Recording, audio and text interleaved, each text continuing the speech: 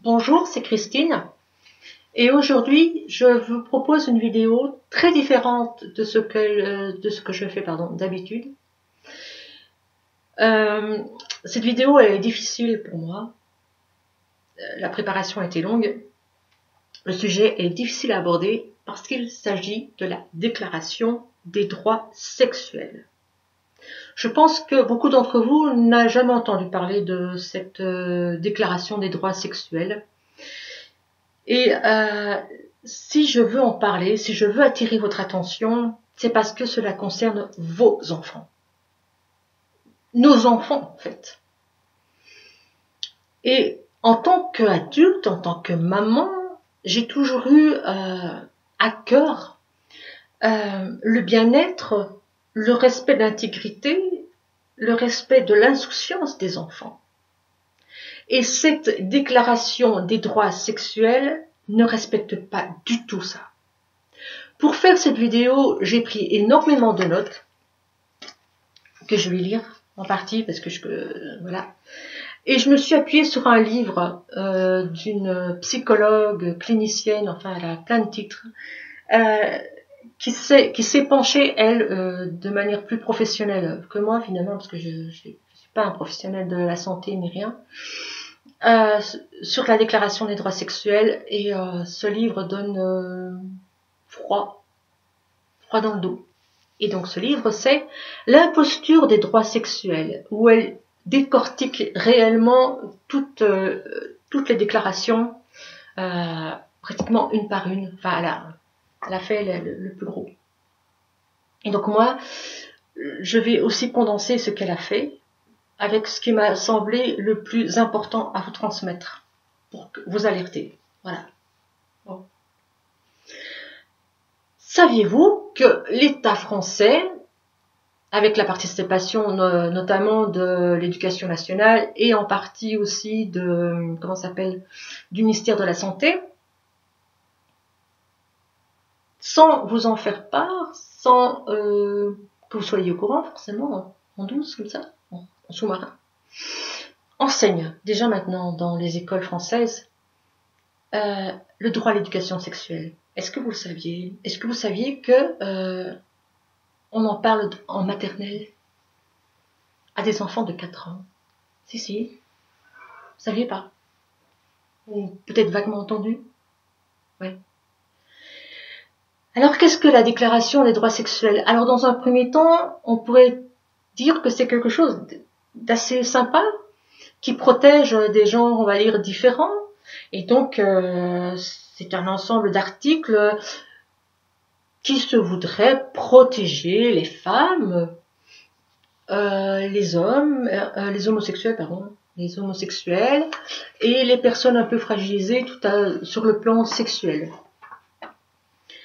Et il y a vraiment une règle importante dans la déclaration des droits sexuels, c'est d'abolir toute différence au niveau sexuel, de dire qu'il n'y a aucune déviance, que tout n'est que question d'orientation sexuelle. Pour, par exemple, l'homosexualité, la bisexualité, mais aussi pour la pédophilie, pour la zoophilie, pour l'inceste, et mettre tout ça dans un même sac. Il y a une autre pensée qui est prédominante, c'est de dire que tout le monde doit pouvoir avoir accès à sa sexualité sans discrimination et dans ce tout le monde est inclus les enfants. Parce que c'est bien connu, les enfants sont très attirés par la sexualité. Rappelez-vous, il y a plusieurs décennies, à l'école, qu'est-ce qu'on nous apprenait au niveau sexuel, ce qu'on appelait d'abord l'éducation sexuelle. On apprenait la différence entre les garçons et les petites filles par des images, hein, des schémas.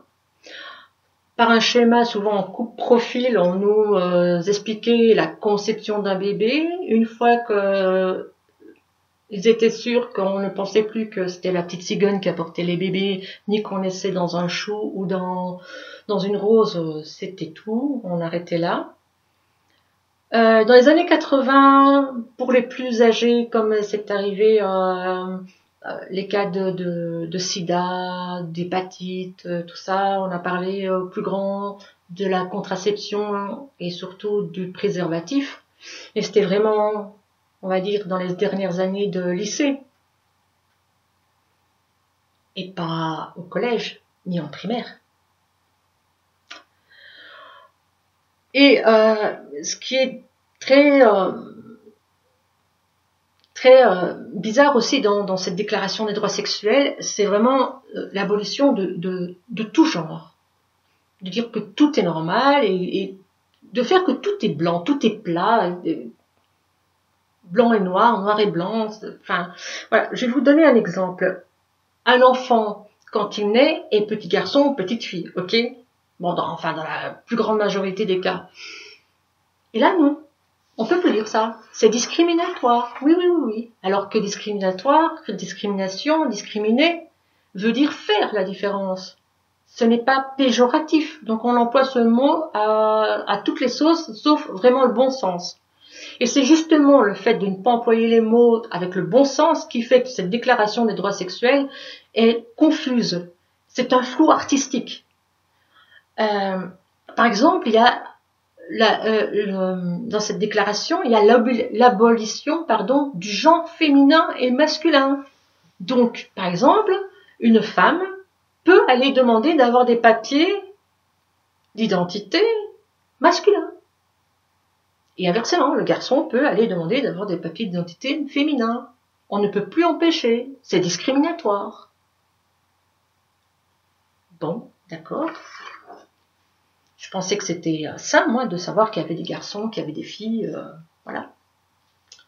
Autre chose, c'est pourquoi des enseignements sur le droit de la sexualité seraient donnés à des enfants de 4 ans. À partir de 4 ans. Alors, je vais vous parler d'un homme qui s'appelait Kinsey, entomologiste, donc s'occupe des insectes, étudie les insectes, zoologiste des animaux. Et d'après ses observations, ce brave homme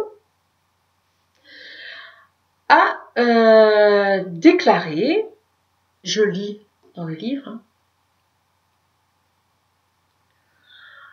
que les enfants, à partir de quelques mois,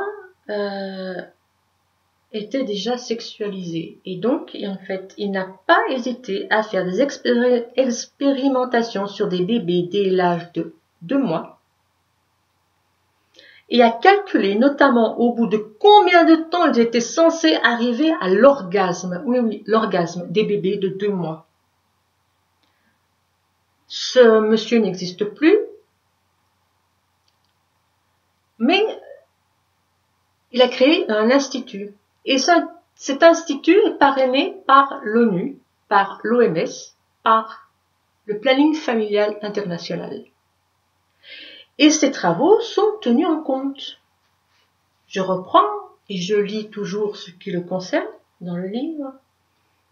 Par exemple, il dit que le pédophile a des droits sexuels. Des droits comme tout le monde. Il a le droit comme tout le monde au plaisir sexuel. Et ça, c'est texto dans la Déclaration des droits sexuels. Et la pédophilie peut être condamnée seulement si et seulement si l'enfant n'est pas d'accord consentant. L'enfant. Un enfant est capable de donner son consentement à un adulte. Je vous laisse réfléchir. Il a dit aussi, selon ses travaux, alors accrochez-vous bien, avant l'orgasme, l'enfant se bat contre le partenaire et fait de violentes tentatives pour éviter l'orgasme, bien qu'il prenne un certain plaisir à la situation. Il a fait des expériences de stimulation sexuelle sur 317 garçons au minimum. Mais il a fait des expériences sur 2035 enfants, dont 1888 petits garçons. Vous trouverez sur Internet des sites de Kinsey. Et même, ils proposent des petits tests pour savoir votre orientation sexuelle, au cas où vous ne le sauriez pas. Voilà. Donc, à partir du moment où on considère que l'enfant a le même droit que l'adulte concernant sa sexualité, il faut lever tout tabou. Et donc, il est enseigné aux enfants les plus jeunes comment se faire des petites chatouilles pour atteindre le plaisir. Donc, se faire des chatouilles avec un copain, avec frères et sœurs, pas pour rigoler, mais pour avoir un certain plaisir d'ordre sexuel. Il est recommandé aux enfants dès l'âge de 4 ans à apprendre à se masturber. Il est lourdement conseillé aux parents d'enfants autistes d'apprendre à leur enfant autiste à se masturber, et si les enfants n'y arrivent pas, d'eux-mêmes masturber leur propre enfant. Oui, oui. C'est atroce, c'est affreux. J'ai eu beaucoup de mal à préparer la vidéo. Comment appelez-vous cette méthode si ce n'est des actes de pédophilie? Par essence même, un enfant n'a pas la maturité psychique et physiologique pour s'autoriser même une activité sexuelle comme celle des adultes. Pour lutter contre les pulsions dites primaires, il faut poser des interdits aux enfants. C'est structurant, c'est sain. Il faut poser ces interdits aux adolescents.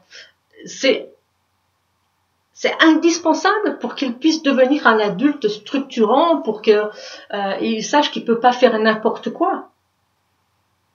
Tous les ados, j'en connais pas un, et moi la première, qui n'ait pas transgressé des interdits des parents. Alors là, comme je parle d'interdits sexuels, si on donne des interdits à nos enfants sur la sexualité, peut-être que nos enfants vont tenter de transgresser ces interdits. Et s'ils les transgressent, c'est parce qu'ils vont le faire alors en cachette, ou à la limite avec quelqu'un de leur âge, mais surtout pas avec un adulte. Parce qu'à partir du moment où un adulte s'immisce dans la sexualité d'un enfant, ce sont des actes de pédophilie. Mais ça, dans la déclaration des droits sexuels, ce n'est pas la pédophilie. Voilà.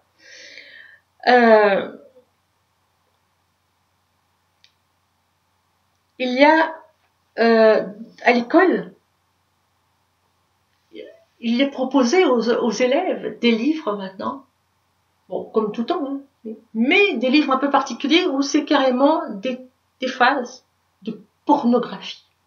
Et il y a un livre où sur 3 pages est décrit avec moult détails comment faire une fellation, ce que ressentent les deux partenaires. C'est un livre pour les enfants entre 11 et 13 ans. En droit, un enfant est un mineur, d'accord? Donc ça veut dire qu'il ne peut pas prendre des décisions concernant sa vie, que l'État est obligé de le protéger et l'État et les parents, bien entendu, est censé le protéger.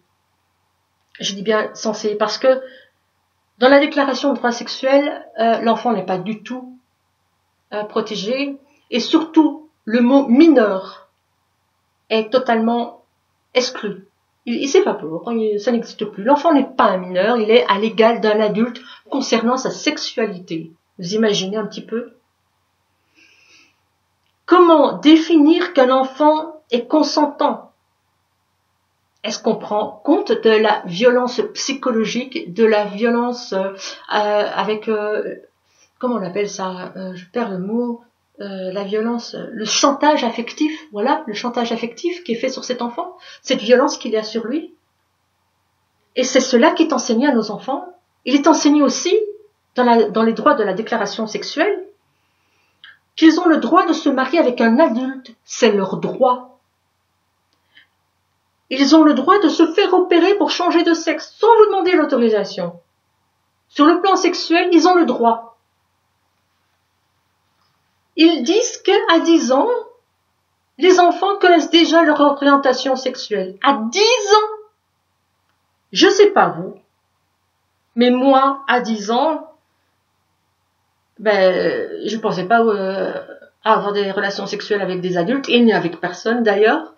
Moi, 10 ans, je jouais au Playmobil, je me battais avec mon frère et ma soeur, je faisais du patin à roulettes, je lisais des Martine, le Club des 5, et certainement pas 50 nuances degrés. Ils disent aussi qu'à 10 ans, l'enfant est vraiment de grandes préoccupations et de fantasmes par rapport à des relations sexuelles avec des adultes. Alors, déjà avec d'autres enfants, non, mais avec des adultes. En 5e, il est expliqué aux enfants le bon usage du préservatif. En 5e, les enfants, ils ont quel âge? 12 ans? 11-12 ans? 12 ans, 12-13 ans plutôt. Il leur est fourni un préservatif, en les assurant qu'ils peuvent en demander à l'infirmerie et que le secret professionnel interdit aux infirmières de révéler aux parents que les enfants viennent demander des préservatifs. Alors, mis à part les bombes à eau, on va dire c'est innocent, mais à quoi servent les préservatifs? Le ministère de la Santé a aussi un site qui s'appelle onsexprime.fr et je vous invite à y aller faire un tour. On ne peut plus instructif. Ça fait froid dans le dos, sincèrement. Ça fait froid dans le dos. Donc, il y a des millions qui sont consacrés du budget du ministère de la Santé pour ce site, au détriment de la recherche médicale. Et donc, sur ce site, il est demandé aux mineurs sexuels, donc au moins de 15 ans, de raconter leur première fois aux autres, comme un forum, de raconter comment ils ont eu leur première relation sexuelle, de raconter toutes leurs histoires, et tout cela sous la surveillance d'un community manager. C'est bien, ça fait beau en anglais. Et donc, en fait, c'est une personne qui est plus qualifiée en communication qu'en relation avec des enfants. Ce n'est pas un professionnel du droit, ce n'est pas un professionnel de la santé, ce n'est pas un professionnel psychologique. Non, voilà, voilà. Et en fait, il est censé modérer, on va dire, le site. Ce qui est dit sur le site. Et je vais vous lire un petit peu ce qui m'a choqué dans ce truc.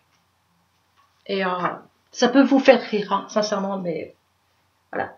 Donc c'est un enfant mineur, et d'après ce qu'il dit, donc voilà. Il se pose des tas de questions sur sa sexualité, il se dit qu'il est plutôt timide, et qu'il aimerait bien faire des trucs avec les filles, mais bon, les filles, elles ne veulent pas. Alors, il a essayé donc d'avoir des sensations avec des objets et de la nourriture. Il dit, la dernière fois que j'ai vu sur internet, il disait de mettre du pain et de la sauce pour que ça fasse pareil. Et j'ai essayé, mais ça fait mal, j'ai mis du pain et de la moutarde douce, mais elle n'était pas douce, ça m'a beaucoup brûlé. Ma mère l'a su parce qu'elle a retrouvé la moutarde dans mon caleçon, j'ai dû lui dire et elle s'est moquée de moi. Pourquoi je lis ça?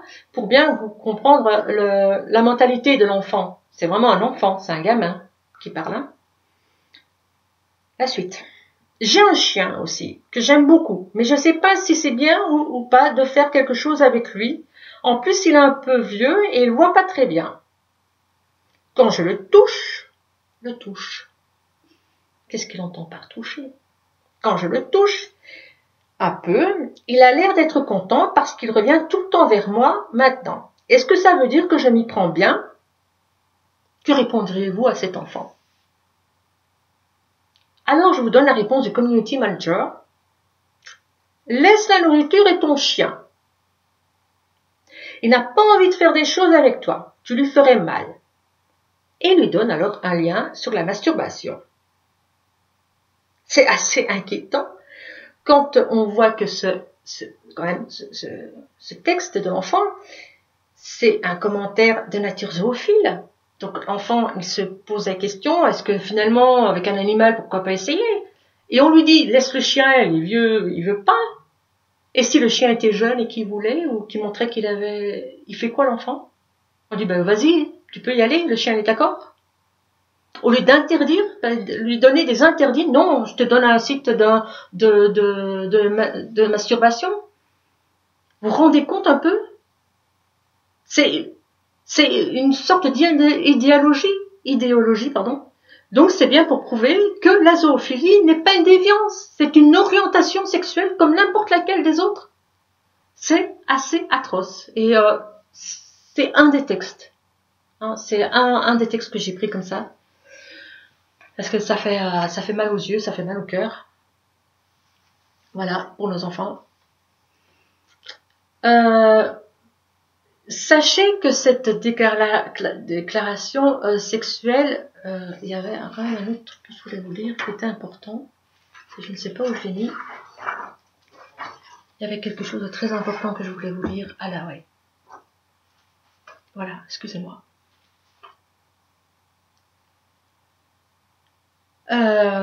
Voilà, je voulais vous lire quelque chose de très important. Je me suis un peu trompée, mais bon. Dans la Déclaration des droits sexuels, il est noté ceci. Toute personne a le droit d'être reconnue devant la loi et à la liberté sexuelle, ce qui implique l'opportunité pour chacun d'exercer le contrôle sur et de décider librement de ce qui touche à sa sexualité, de choisir ses partenaires sexuels, de chercher à explorer son potentiel sexuel, et de faire l'expérience du plaisir, et ce dans un contexte non discriminatoire, et en tenant pleinement compte des droits d'autrui et des capacités évolutives de l'enfant. Sous-entendu, l'enfant aurait le droit de choisir des partenaires sexuels pour explorer le plaisir, même si ces derniers sont des adultes. Et il faut tenir compte des capacités évolutives de l'enfant. Et selon quels critères? Psychiques, biologiques? Selon quels critères on tient compte de la capacité évolutive de l'enfant? Je pourrais vous lire, vous voyez, j'ai fait plein de notes, et je pourrais vous en lire des tas, mais je vais marquer plein de liens dans la description de la vidéo. Et je trouve que ces articles dans la déclaration sexuelle sont tout sauf protéger nos enfants. Et d'ailleurs, ils vont totalement à l'encontre de la déclaration des droits enfants. Ce qui est terrible aussi, c'est que cette déclaration de droits sexuels a été élaborée par 19 personnes, qui étaient peut-être de bonne foi, hein, mais dont aucun n'est professionnel de la santé, dont aucun n'est professionnel de l'enfance, dont aucun n'est pédopsychiatre, et même aucun professionnel du droit. Alors, c'est déclaration des droits sexuels. Et ces nouvelles normes sont déjà enseignées dans les écoles. Il est important que vous vous renseigniez sur le programme scolaire. Le droit sexuel est donné dans plusieurs cours sous des formes différentes. Incitez vos enfants à vous dire s'il y a un cours qui les a choqués, s'il y a des termes qui les ont choqués, s'ils ont vu ou entendu quelque chose avec lequel ils sont mal à l'aise. Dites-leur qu'ils risquent rien, mais qu'ils vous préviennent. Si la déclaration des droits sexuels est au programme dans votre école, dans l'école de vos enfants, je sais ce que je vais dire, c'est pas bien. C'est une incitation à la désobéissance face à l'obligation de la scolarité. Mais ne faites pas la rentrée des enfants à l'école en septembre. Voilà, je trouve ça tellement horrible, ça, cette incitation à la sexualité à des petits, de montrer que la pédophilie, l'inceste, la zoophilie, tout ça, c'est naturel. Non, c'est atroce. Et mon fils est adulte, je pourrais ne pas m'inquiéter de cette déclaration. Il ne va plus à l'école. Et puis maintenant, c'est un homme, donc j'ai plus de soucis. Mais on a tous, non, un devoir envers les enfants. Est-ce que quand vous voyez un enfant qui va se mettre en danger, Vous n'allez pas intervenir en disant, oh, de toute façon, c'est pas mon enfant, hein, il fait ce qu'il veut. Non, vous allez intervenir, ça va être plus fort que vous. Vous allez même peut-être le gronder. Donc, c'est pour ça que ce texte, cette déclaration de droit sexuel me hérisse les cheveux. C'est pour ça que j'ai voulu vous en faire part, à vous parents, à vous grands-parents aussi. Voilà. Et ce prétexte de dire de protéger les orientations sexuelles, et notamment les homosexuels, mais les homosexuels n'ont rien à voir avec les pédophiles, avec il y a des déviances sexuelles, tout n'est pas orientation sexuelle, je suis désolée, ou alors je me trompe complètement et je suis complètement à la ramasse. Pour cette vidéo, je voudrais remercier une personne qui gère une page et qui a beaucoup de courage. Et elle gère la page être, non, c'est pas être en liberté, ce n'est plus ça, c'est être libre, je pense. Oh là, je me suis trompée. Comment ça s'appelle encore cette page? Oh là là, que je sais pas être... c'est être en liberté. Elle fait des vidéos et c'est elle qui a attiré mon attention grâce justement à sa vidéo. Je voudrais aussi remercier l'équipe de Wanted Pédo qui tentent d'être présents lors des procès de pédophilie, qui veulent relayer toutes les infos sur les cas de pédophilie pour bien faire comprendre à la société que ce n'est pas des petits cas comme ça ponctuels de temps en temps. Tiens, c'est souvent dans le Nord, des trucs comme ça, où c'est des gens de classe moyenne, voire de pas vraiment en bas de l'échelle sociale. Non, bien au contraire même. Ce sont des cas où les pédophiles se cachent sous de beaux déguisements, justement. Ce sont des prédateurs, faut pas l'oublier. Et cette déclaration des droits sexuels, c'est une forme de prédation auprès de nos enfants, pour endormir leur vigilance. Voilà, j'y suis arrivée, j'y ai pas cru, parce que j'ai recommencé maintes et maintes fois. Je sais pas ce que vous allez penser de cette vidéo, mais il me devait de la faire. Je me devais de la faire, de vous prévenir. Au revoir.